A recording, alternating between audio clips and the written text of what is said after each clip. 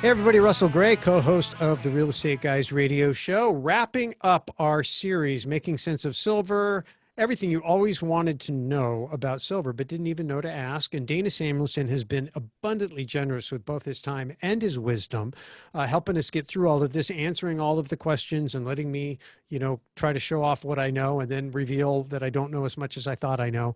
But he's been a great co-host in this whole series. I really appreciate it. Dana, welcome back. Thank you, Russ. It's great to be here. Great to see you.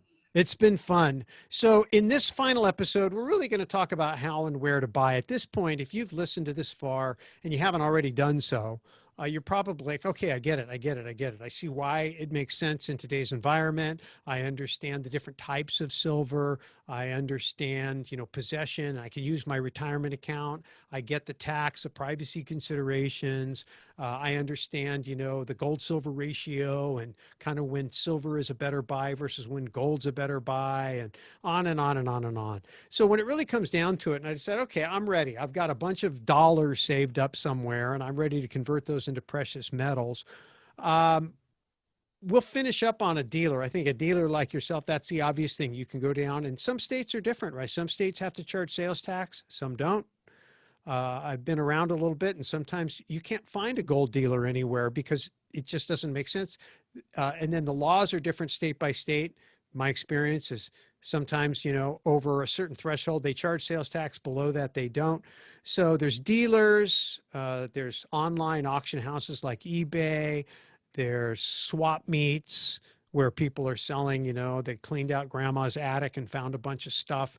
There's garage sales, estate sales. So just talk a little bit about some of the things that you've seen, good, bad, and the ugly, where people have found deals, where people have stepped on landmines. Talk to us a little bit about that. Well, it's the most important thing if you're buying and selling physical precious metals is to deal with a long-term reputable dealer. You're going to get the most competitive buy and the most competitive sell in a real marketplace, and you're going to get legitimate, real gold and silver coins. We've had some issues with online auction platforms through private sales. I don't want to name names, but it's pretty obvious. There's a minor but growing counterfeit problem with coins coming in from China, and it's not so much in silver bullion. It's a little bit in gold bullion. It's more in collectible coins where people think they're getting a deal, and what they're really doing is getting something that's fake. Yeah. So that does exist. Oh, there's online shopping network too, right? I see those all the time. They're like, I don't know how they afford those commercials on the margins. Well, they don't on the Shouldn't margin. be that fat. No, they don't. That's where they'll either sell something cheap and get you with something expensive later, or you're going to pay too much to start with. So it's really, you want to do business with the source, and for the source, for most people, a reputable dealer. Well, so let's talk about that. We touched on that a little bit, but I do think this is an important topic. I think one of the number one ways that, and I'm not saying that everybody who's advertising does this, but those ads aren't cheap. When you're calling a call center and you're dealing with typically commission-paid telemarketing salespeople, again, nothing wrong, love salespeople, and you need to talk to a rep. I totally get it, not disparaging any of that. But there are a lot fatter margins on subjectively priced products like numismatics that have a premium, or not a markup, but a I don't know, I'm just going to call it a numismatic value over and above the raw price of the metal. The metal is a commodity. It's very objectively priced. What a collectible is worth is different. And so if you call up and you go, hey, I want to order some, silver bullion coins, and then they start trying to move you over to numismatics, to me, and I'm just speaking for myself, major red flag. That tells me that I'm dealing with somebody who's not interested in me, but they're interested in how much money they can make off me. Now, I'm not saying that's always the case, but it definitely is a warning sign. Am I right or wrong? Do you think I'm crazy? No, you're right. We are an unregulated business. Anyone can hang a shingle out that says that they're a precious metals or a coin dealer. And that does attract a percentage of bad dealers. We do have some bad actors in our space. So you do have to be careful.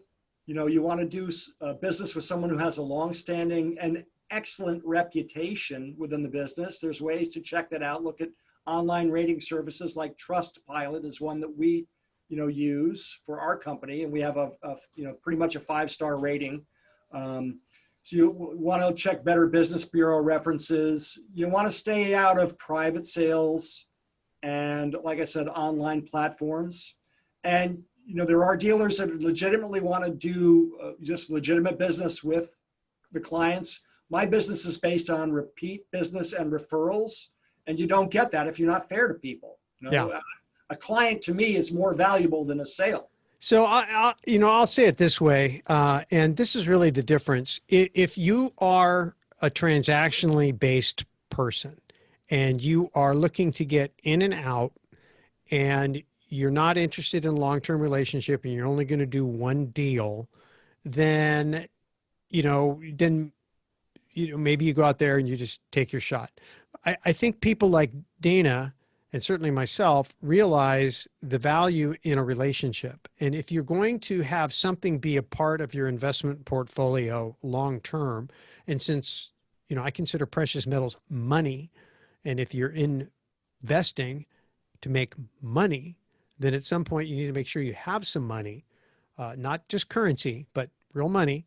And that the person that you're dealing with is like your banker. It's like the person that you trust to hold your assets, to trade with, to do business with, maybe from time to time to borrow from. And I know that, every dealer is different in terms of the services they provide and whatnot. But the point is it's a long-term relationship. And if you're working with somebody that is a relationship-based business and you are a relationship-based buyer and you're both behaving that way, to me, that's the foundation of having a really productive relationship where you're going to get honest goods, honest prices, honest service. When mistakes get made, and they always do on either side, everybody will own them, clear the air, get it fixed, make it right, and continue to move on, right? People are people and things go sideways, right? I mean, I've had shipments sometimes where something's missing. I'm like, hey, Dana, something's missing. Okay, no big deal, right?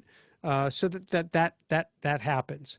When you go to a garage sale, an estate sale, you're dealing with, maybe on some of these auction sites, you get somebody that's been doing it for a long, long time. They're kind of like a mom and pop dealer. They go do the garage sales. They check the inventory. There's room for what I call these kind of scavengers, and that's not a derogatory term. That's just kind of the function that they're doing. Right. And they make a market that nobody else really wants to operate in. They do have a role, just like junk dealers have a role, just like people, I put my bulk garbage out in the front yard, and then, the trucks come around before the main trucks come around and glean everything of value, and only the true garbage makes it to the garbage, and they're serving a function. I mean, stuff that probably I could have sold and should have sold, but was too lazy to sell. I just throw it away, but they find value in it and they use it. But if it's just a one and done deal and you're dealing with somebody that will never see you again and they know it, to me, that alone is enough reason not to do it. Right. I agree. For us, it's about a relationship. And as I said earlier, a client is the most valuable thing that I have as a business owner. And I want repeat business, and I'd like to get referrals. And that's how our business model has been successful for us for 22 years now. So let's just talk about you. Since you're our prototypical dealer, you're the person we point to on the radio show. You're one of our sponsors, proud sponsor of the Real Estate Guys show, and I love that. But you're in Louisiana. Austin. No, you're in Texas. You're in Austin, Texas. Sorry, I met you in Louisiana. You're in Austin, Texas. So do I need to live in Austin, Texas, or do I need to find a local dealer? Is there an advantage or a disadvantage? I mean, so when you talk about the methods of buying, I mean, obviously I can walk in, I can throw some cash on the counter, walk out with coins, subject to the reporting stuff we talked about in the previous episode. But what are some other ways to buy? Well, we're a national mail order dealer is basically what we are. We do a local business, but we don't have a store per se. We have a conference room. We invite people in by appointment only. But we basically will do a transaction over the telephone with a client, just like you would buy a stock with a stockbroker. We establish the product you want to buy. We talk about it if you have questions. We help you find the right product for what your goal is. Then we'll price it, and we'll lock in a price. And we'll send you an invoice via email. Once the price is locked in, if the price goes up tomorrow, we're not going to call you up and ask you for more money. The price goes down tomorrow and we're not going to give you a discount. We locked it in. So it's kind of a, to be, I guess, sexist by today's standards, but it's kind of, gentlemen. Yeah. I mean, it's an understanding that you have, and it's part of the relationship is, both parties are people of their word.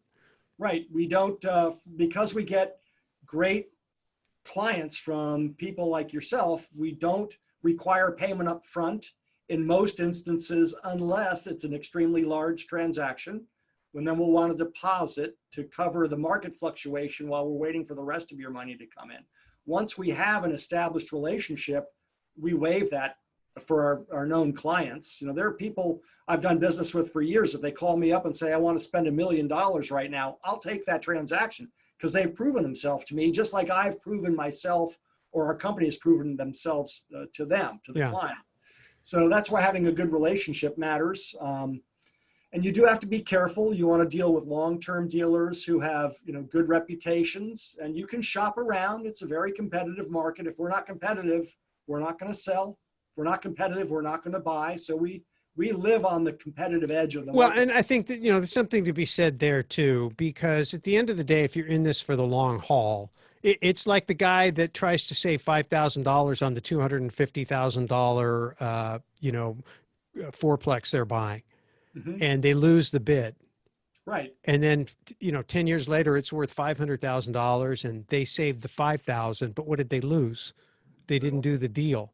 Right. Right. Or they end up upsetting the person on the other side of the transaction, and something else happens down the road, where someone drags their feet or doesn't disclose something or whatever. So there's just you're tripping over, dollars to save a few pennies. So, to me, it doesn't have to be the lowest price. It's got to be the best value, which is a combination of good price, good service, commitment, long-term relationship, and hopefully ratcheting up that priority ladder to when the really, really great deal shows up, I'm on the short list. So now what about payment? Credit card, wire, how does that work? And is there a difference in pricing? I mean, the margins are thin. Do you have to charge a convenience fee for a credit card, for example? Oh, absolutely. Because the credit card companies charge us to process the money. We charge 4%. So that's really, for people who are buying precious metals as an investment and they're buying in volume, credit cards are typically not the way to go. Once we have a transaction in place, most people do one of two things. They either mail us a personal check or they bank wire us the money. Some people want to come and pay cash. We talked about before that we have a cash reporting requirement over $10,000 or more, which... But that's not true if they come in with a cashier's check or they wire money or write a personal check, right? A cashier's check is a cash equivalent. Oh, really? Yes, it is. Okay. So is a money order. That is a cash equivalent, and that falls under cash reporting. Okay. Now there's also, we used to be able to deliver goods against a cashier's check right away, but we get fake cashier's checks now. So we hold and age cashier's checks just like we hold and age personal checks for new clients. We don't typically ship for. So there's a delay, but there's not a surcharge or a service charge, right? No, Okay. There's no price fluctuation. The only thing is we have to make sure the check clears the bank and there's no recourse. Okay. Now let's talk a little bit about shipping. Obviously these things are valuable. I'm guessing you just don't have the FedEx driver drop it off and leave it on your front doorstep. Right. How does that work?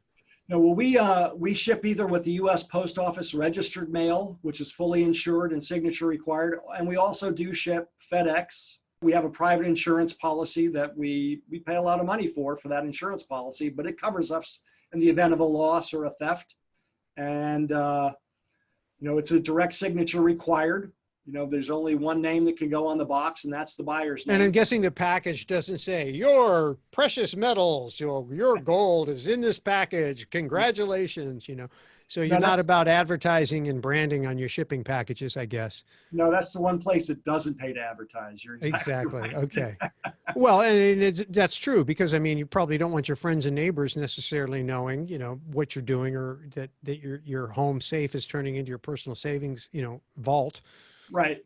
So what we do is when we establish a transaction with a client, as soon as we make the transaction, we send you an email with an invoice. When we receive your money, you get an email confirming that we did receive the money and when we're going to ship you based on the method of payment. And then when we do ship you, we send you another third email that tells you that we did ship it with a tracking number, so you know it's on the way to keep an eye out for it. If people are Gotcha. going to be on vacation or gone for a couple of days, we just hold the shipment until we know they're going to be there in a day or two to get it. It's just as simple as that. Okay, so I'm going to ask you one final question, then I need to jump because it's on to the next thing. This has been a great series and I've learned a lot, and I feel like I've clarified my thinking on a lot of things too. So really appreciate you taking the time. But, you know, just if you could just be kind of blatantly honest, if you're talking to someone out there who says, hey, I want to be your best client. I want to be the guy that you just love, that you would, you know, if you got a hot deal, I would be the guy you would want to call. What do I need to do to win your favor? We want you to do the same thing that we will do for you, is we say what we do and we do what we say. It's as simple as that. My word is our reputation. And if I tell you I'm going to make a deal with you, I make the deal. Okay. If I commit to something, I've committed to it, even if I make a mistake and I misprice something. Okay. So the most important thing is just transparency, honesty, and reliability. If you do those things, we're going to have a great relationship both ways. Then after that, it's just a, I guess, volume and referral thing, right? To ratchet up, right? Yeah, we do like larger trades, and we do like referrals. Yeah, the best way to tip a great service provider is give them a referral, because it costs you nothing. And if they're good, you've done both parties, you know, both the person, the service provider, but also the person you referred, you've done them both a favor. It's an easy way to build goodwill in your network. It's something I teach at how to build your brand and build your network at Secrets of Successful Syndication, and at How to Win Funds and Influence People. Anyway, so this has been a blast, Dana. 9 episodes. Good job. Really appreciate it.